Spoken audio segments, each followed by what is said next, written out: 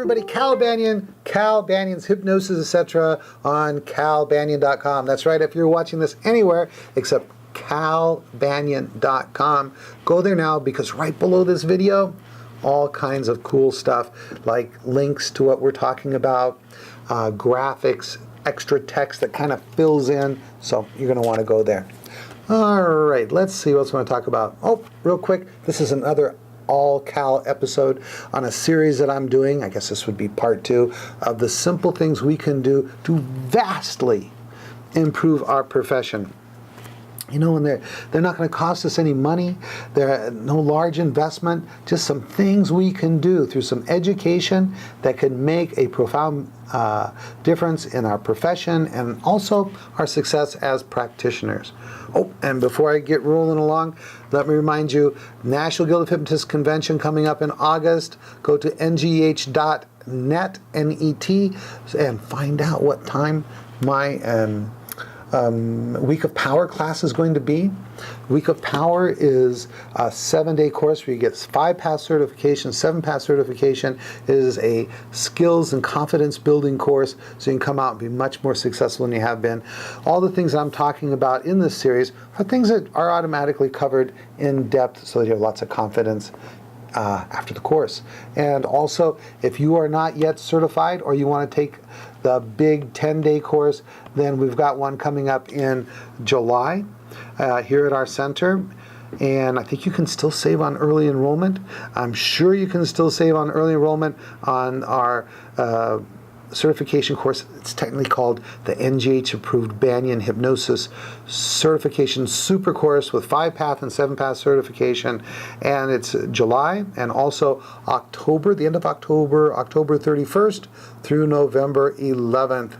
Happy Halloween. What a great time to start a hypnosis course, and you can save a bundle on early enrollment. My schedule is always on hypnosiscenter.com, and it's usually over there on that column of the website, up there or down there, depending on where this video is on the screen. All right, so far we have covered, agree on what hypnosis really is. By the way, if you haven't seen the previous episode, go watch that one before you watch this one. I'll put a link below so you can just click over there, go there and watch it. Number 2, move away from emphasizing the progressive relaxation induction and get everyone confident with using faster inductions. You know what? Yeah, I think that 99% of the time you probably should not use a progressive relaxation induction for all the reasons that I gave last time. And recognize that these are not hypnosis. Sleep is not hypnosis. Meditation is not hypnosis. Trance is not hypnosis. Brainwaves is not hypnosis. Coma state is not hypnosis. Ultra depth is not hypnosis. So I just added something to that list from last episode. Said trance is not hypnosis. All right. Trance is like when you're just focusing on one thing exclusively, like just thinking about one thing. And that's a way to create hypnosis. But in and of itself, trance does not necessarily mean that you have a heightened state of suggestibility. It's just that you're focused on one thing. It's a way to create a heightened state of suggestibility, but in and of itself, not necessarily hypnosis. All right, enough with that. Let's move on to number 4 on my list. Move away from direct suggestion hypnosis and emphasize insight-oriented uncovering techniques. And I've got some advantages of those kinds of techniques and disadvantages of direct suggestion. Let me first give direct suggestion a hard time. The problem with direct suggestion hypnosis, now what do I mean by direct suggestion? That's just where you put someone in hypnosis and then you tell them that they've changed. You are now a non-smoker and you're going to be a non-smoker for the rest of your life. Or now you eat in a healthy way. Or now you exercise every day for 20 minutes. Or whatever it is.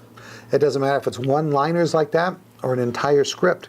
The problems with direct suggestion hypnosis is that, you know what, the person in hypnosis could just reject them.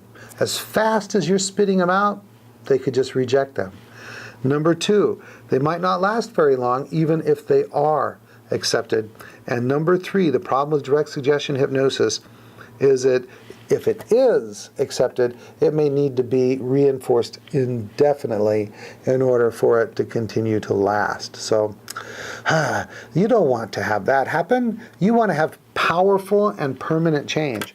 And the way you do that is by mastering insight, uncovering type processes.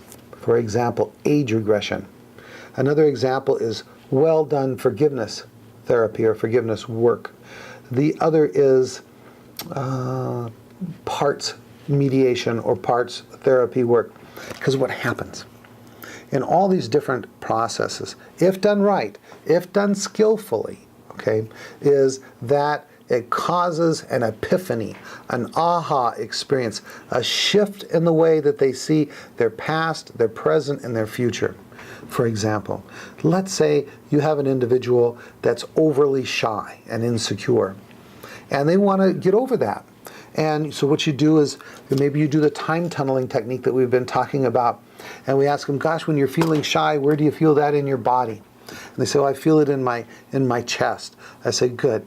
What I'd like you to do, and of course we could, let's just say that they're already in somnambulism as opposed to using this to induction, just to keep it simpler. You've got your client in hypnosis, and you say, okay, that feeling that you get whenever you want to remove yourself from the social situation, that shyness, where do you feel it in your body? And they say, well, I feel it in my chest. I say, good.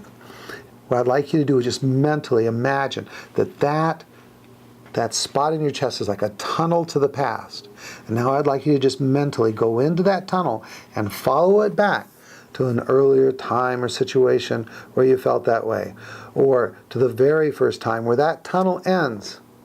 You'll come out and you'll let me know if it's daytime or nighttime.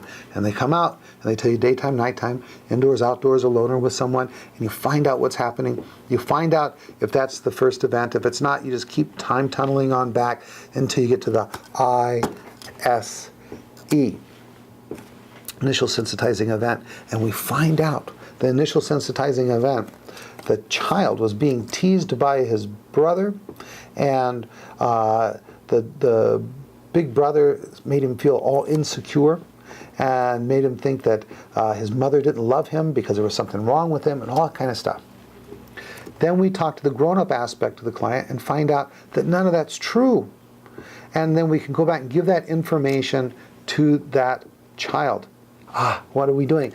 We're giving information to the child that shifts their perception. And now the child goes, oh, you mean I am lovable? There is nothing wrong with me? And the adult aspect of the client can probably even tell the child aspect of himself that we've regressed to in the age regression, what the big brother's motivation was, and really straighten that little kid out. And he's having an epiphany. He's having an insight. He's having that aha moment. Then we'll have the child go through that event again and not pick up that fear that we call shyness. Okay? Now, here's the coolest thing. Once you know something, you know it. You can't unknow something that you know. And once we've made that shift inside of our client and they feel calm and secure and strong inside because now they know that the information they were getting from their big brother is just a bunch of baloney, it's just being teased and stuff like that, that shifts. You don't have to reinforce that because now it is a belief, it is a knowing that's inside of the subconscious mind and it's there. It doesn't have to be reinforced. And if you're really good, what you can do is a segue. You can segue and attach other kinds of suggestions to it. For example, let's say the person was shy, and because of that, they never mixed well in with the other people where they work, and we always felt left out. So after the grown-up aspect goes back and talks to the child at the ISE, we say, you're good, you're lovable, there's nothing wrong with you. Mom loves you just as much as big brother, and we make all those changes, right? We run them through that ISE, feeling strong and capable, and any other events that we visited along the way called SSEs, subsequent sensitizing events. We can take them into the future and have them experience these positive changes going to the office. And we can do this. Now we can just segue. Say, now that you know that you're as good as your brother, you're as lovable as him, your mother always held you dear to her heart, valued you, and you have that feeling of strength inside of you. What am I doing here? I'm just verbalizing, going over again the insights that were given to the child by the adult, the aha experience, and I attach this suggestion to it. I say, and so now, for the rest of your life, every time you find yourself in a social situation, you're going to feel strong, you're going to feel confident, because you know you're just as good as anybody else, blah, blah, blah, blah. Throw some rewards in there. And rewards might be like, and because of this, your career will blossom, you'll make more money, and you'll have more friends.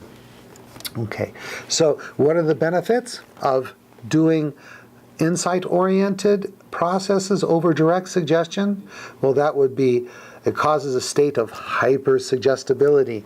When they have that aha experience, the mind must accept what they now know to be true. They cannot reject it like it would with direct suggestion, and that it becomes kind of sticky in there, and with using the segue, we can we can attach other suggestions, like for confidence in future situations. And they do not need to be reinforced. So, all right, profession, hypnotherapists, hypnotists out there, if you are a scriptnotist and all you're doing is direct suggestion hypnosis, it's time. Move ahead. Begin to learn age regression. Not begin to learn it. Become an expert at it. Use it for everything. For no other reason than the fact that insight processes like age regression causes the subconscious mind to go into this state of hyper-suggestibility where it cannot reject the suggestion because it is an insight. We can then attach other hypnotic suggestions for future success to it. I say it's like, well, that's too much to get into right here. I explain it in much more detail in class, but hopefully you're getting the idea. If all you are is a scriptnotist, all right, it's time to get out of that comfort zone and to move into this insight stuff. And let me tell you, if you're a scriptnotist and you're just reading script after script, you're bored. And you're a little bit frustrated because you find out that, it works to some degree, but there's some problems with it. Everything that I've mentioned and other things that you found out too, you want to get more satisfaction out of your profession, your career. You want to have, a more satisfying experience in your hypnotherapy processes, then move into doing age regression, forgiveness therapy, parts therapy, which, by the way, are phase 3, 4, and 5 of 5-path. All right. How am I doing on time? All right, here we go. I'm going to see if I can get these in on this episode. Educate hypnotists not to be afraid of emotions. Oh my gosh. I have people say, I don't really want to do age regression because what if they cry? And I say, so what if they cry? In fact, almost nothing of any importance happens unless they cry or unless they have some emotional experience. Just the fact that they cry or that they have a burst of anger, this catharsis, this letting out of this old emotion, can be quite healing in and of itself. Nobody ever died from crying. It's one of the things that we've got to get comfortable with in the profession. What if someone gets angry? What if they get sad? What if they cry? So what? In fact, once you get really good, you go, thank you, God, because it is a gift to you and your client, because you can move more quickly into the process. And if they're experiencing an emotion that's related to the issue that they're coming to see you about, you just say, follow that feeling back. Boom. And you're going to be able to begin to do that insight work. Get over it. Look forward to it. Embrace emotions. Now, number 6. Educate hypnotists so that they understand how emotions affect their clients' behavior. It is this lack of understanding of emotions that causes the cycle of distraction. So hypnotists have got to begin to understand emotion, and so that we can teach our clients about it. I've got some really cool audios on thesecretlanguageoffeelings.com. That starts with the word thesecretlanguageoffeelings.com.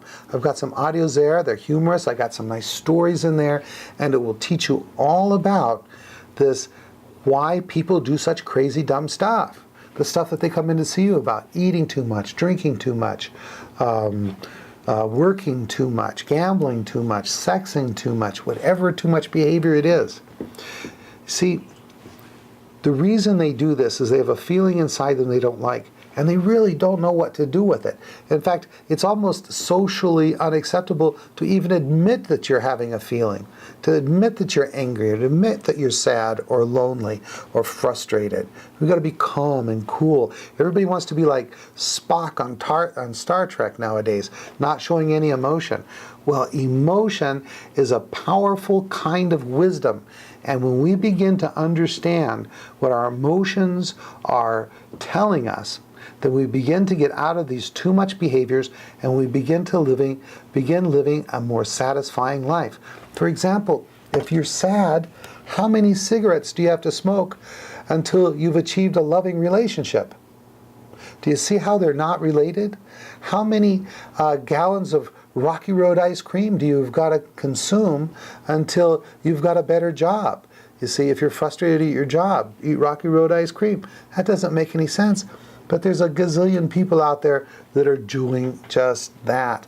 They got problems at home, so they go to the gym and work out. They have problems at home, and they spend all day and night at work. That does not solve the cause of the emotions inside.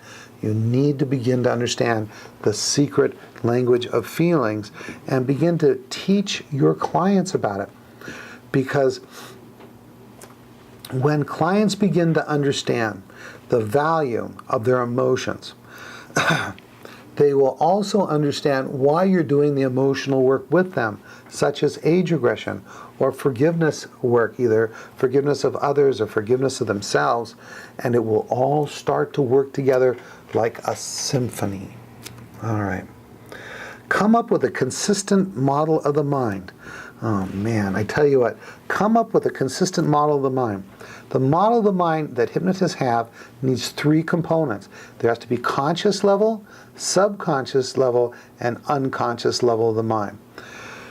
Now, with these three levels, some people just say conscious and subconscious, or they say just conscious and unconscious.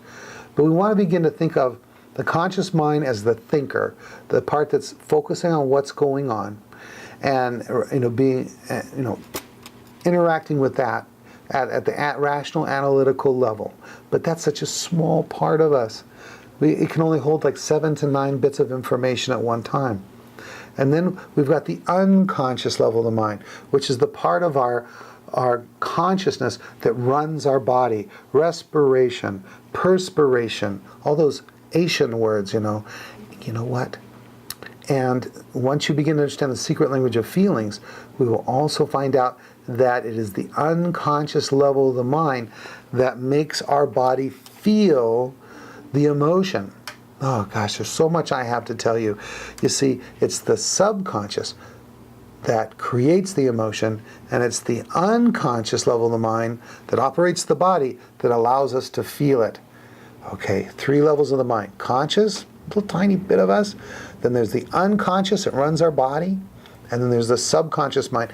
And this is the greatest part of you.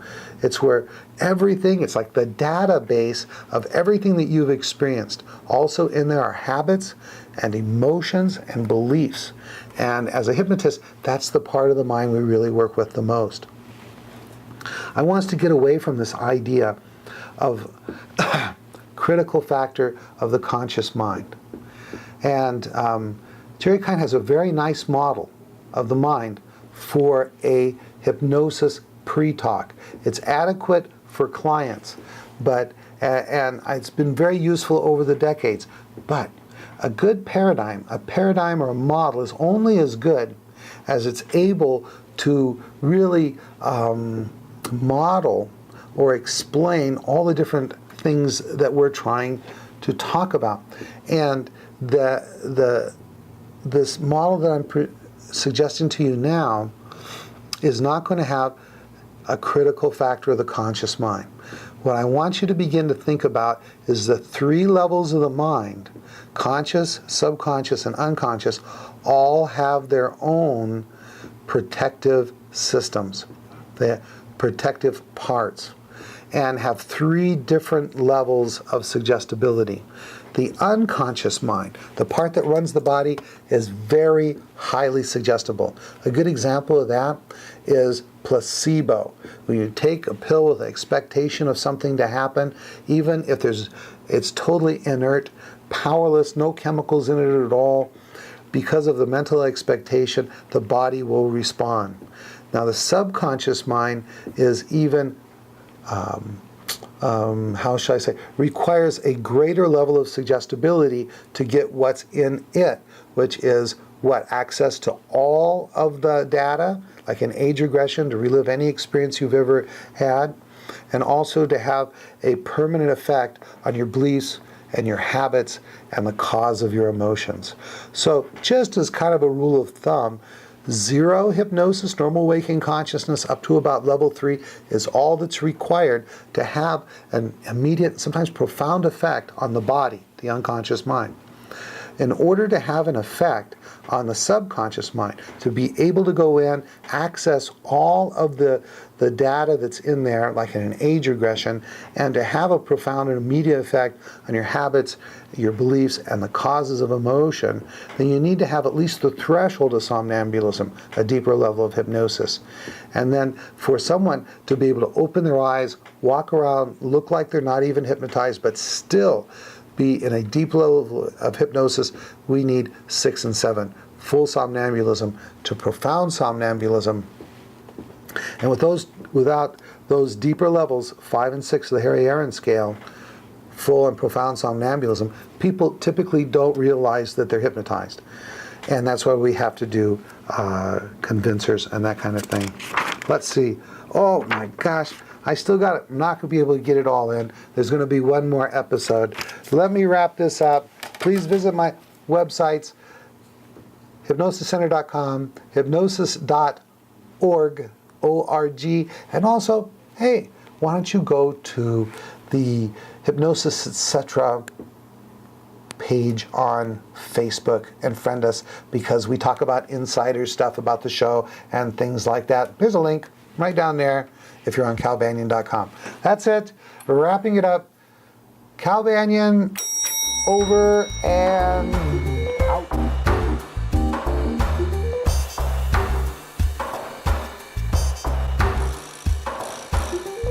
This recording is the property of Cal Banyan and Cal Banyan's Banyan Publishing Incorporated. All rights reserved, for private use only, may not be duplicated without written permission.